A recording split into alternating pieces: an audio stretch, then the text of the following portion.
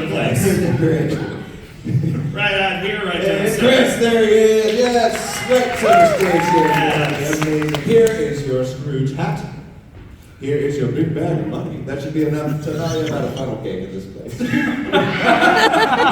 Chris, your part's quite simple. Whenever anyone would say anything to Ebenezer Scrooge, he'd respond back at the top of his lungs, "Bah humbug!" You guys ready? Ready? Merry Christmas! Woo! Someone's done this before. I think we've found a professional. Let's give Chris a round of applause. He's gonna be great. All right, Chris, you feeling good about your line? Then I think we're good to go. Places, everyone. Perfect. And now, ladies and gentlemen, and everyone in between, we are proud to present A Christmas Carol, or What the Dickens?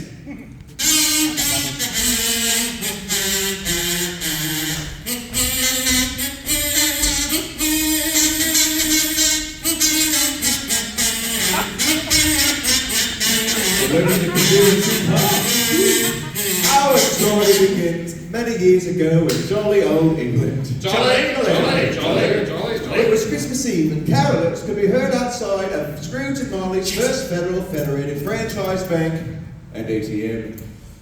Deck the halls with boughs of holly, fa la la la la la la la la. 'Tis the season to be jolly, fa la la la la la la la la.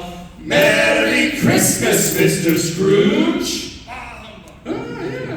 The town banker, Ebenezer Scrooge, was a mean, rotten, tough, tight-fisted, scraping, clutching, covetous old penny-pinching skinflint. What he said? Working alongside Mr. Scrooge that Christmas Eve was his good-natured clerk, Bob Scratchit. No, it's Cratchit. Cratchit? You know I can't read. What do I try? Mr. Scrooge, may I have my wages? But with no money, how will my family afford a Christmas goose for our dinner table? Scrooge kept Bob so poor. How poor was he? He kept Bob so poor, he didn't have 2 cents to rub together. He kept Bob so poor the ducks outside threw bread at him. I'm so poor I can't even afford to finish this scene. Merry Christmas.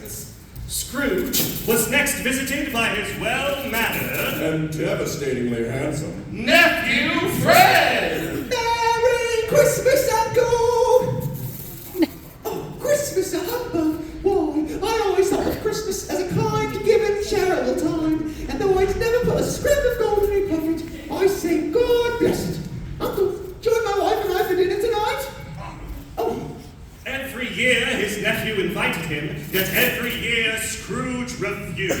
actually, I don't blame him. My wife's cooking was so bad. How bad was it? The cooking was so bad there were bones in the toast. Her cooking was so bad that she burnt the water. Her cooking was so bad, one night she asked me to take out the garbage. I said, you cooked it, you take it out. Hello. Scrooge was next met by a Samaritan who was collecting for the poor. I wish you a Merry Christmas, I wish you a Merry Christmas, so just give me some money and now you're away. Oh, at this most festive of holiday seasons, we should be making some provisions for the poor and destitute. How much shall I put you down for? How rude! How rude was it? Enough! We've done that bit already, let's move My on. favorite bit, Tom. I crush my dreams. Anyway, Scrooge was tired. He let out a yawn.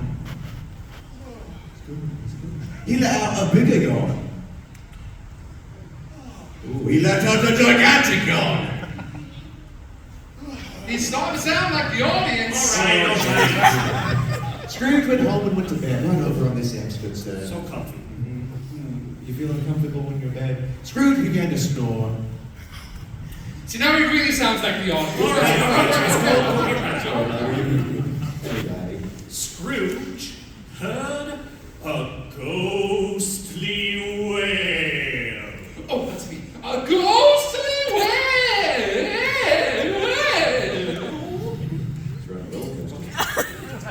Well, we are in the right place.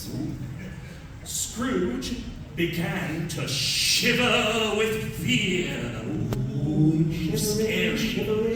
Scrooge couldn't believe his eyes. It was his dead partner, Marley.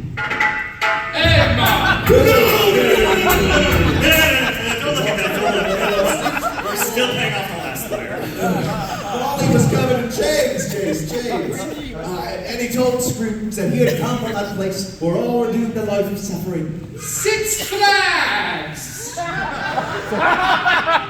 Scrooge didn't believe that Marley was real. You don't believe in me? Well, I'm not impressed with you either! Marley told Scrooge that he would be visited that night by 3 spirits. Whiskey, brandy, and gin! Chase, it's a family show.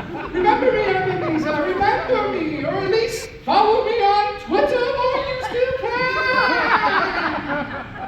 The clock struck 1.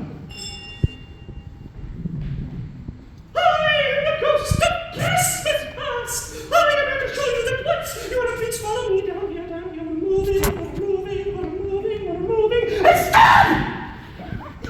I am here to show you that once you were a nice boy, but now you're just a horrid old meanie, and you should really go back to the way that you used to be, because that would be a much better ending to this story.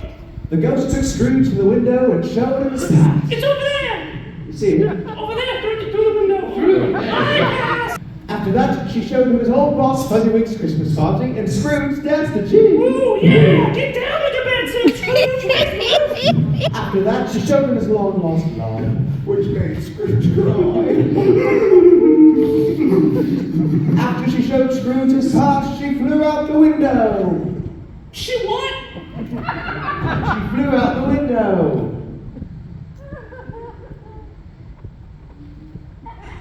Ladies and gentlemen, this is your captain speaking. We'll be flying an absolute Is that a mountain? We're going down! The clock struck 2. Scrooge was next by... Who was the next one, guys? They don't help with me. The ghost of Christmas presents. Ho, ho, ho! Christmas is a time of goodwill and cheer to all. A time where we gather around a dead tree and eat candy out of our socks. Boy, that doesn't sound right. I present you with the present, for I am the ghost of Christmas present. Ho, ho, No. You're playing the ghost of Christmas present as in Christmas right now. But I'm going to call the ghost of Christmas right now. No, see, the ghost presented Scrooge with his present. You mean the present that I'm presently presenting? No, the present is the Well, present. duh, of course, the present is the present. It's right here. No, the ghost's present was to present Scrooge with his present, but not the present that you're presently presenting. What? I don't know. Third base! The clock struck 3.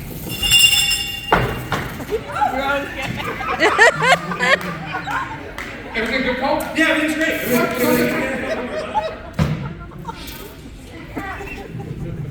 Scrooge was next visited by the ghost he most feared.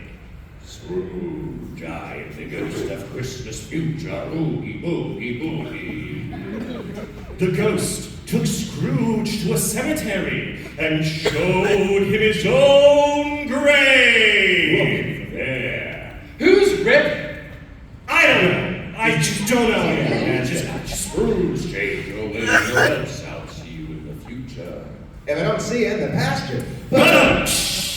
Scrooge was changed! He ran through the streets! He ran through the streets! And instead of shouting bah humbug, he shouted Merry Christmas! Merry Christmas. Scrooge ran through the fog. Why are Scrooges always so tall? He ran through the snow. Ooh. He stopped to say Merry Christmas to his well-mannered And devastatingly handsome. Nephew Fred! Merry Christmas, Uncle! Oh, why don't you come and join my wife and I for dinner tonight? We'll order out. He said Merry Christmas to the Samaritan! He even gave him his money. Merry Christmas, Mr. Scrooge. Ooh. And last but not least, he went to the home of his good-natured clerk. Bob Cratchit! It's Oh Cratchit. man, you mess up one vowel, the man goes berserk. Scrooge said Merry Christmas to Bob and his family Merry Christmas! and offered them a Christmas tree, a Christmas goose, and a $10 gift card to Starbucks. That one's yours. That's yours, man. You got it, man. And Scrooge became as good a man, as good a boss as this good old world has ever known. And it was always said that Scrooge kept Christmas in his heart every day of the year. May that truly be said of us, all of us, especially during this joyous holiday season. And so, as Tiny Tim observed, We forgot about Tiny Tim. Wait, guys, wait, I have an idea. Sorry, ladies and Oh, gentlemen, goodness. this never happened. Did you put him in the trunk? Oh, my goodness. Put him in the trunk. Tiny Tim, Tiny Tim. Did he get out of the trunk? You sir, right here. What's your name? Lee. Lee, all right. And so, as Tiny Lee, who had recently undergone a growth spurt, said, loud enough for everyone to hear, God bless us, everyone. And God bless us, everyone. And to all a good night. all right, let's hear it for our special guest, Scrooge and Tiny Tim, and Amazing. And from all of us here at Winterfest, we would like to wish you Happy Holidays! Sing with us! We wish you a Merry Christmas. We wish you a Merry Christmas. We wish you a Merry Christmas and a Happy New Year. Thank you. Thank you so much. Thank you. We hope you enjoyed yourselves. Please stick around for Charlie Brown's Guide to Christmas in about 15 minutes. If you liked us, we were the Winterfest Players. If you didn't like us, we were the Nativity. Thank you very much.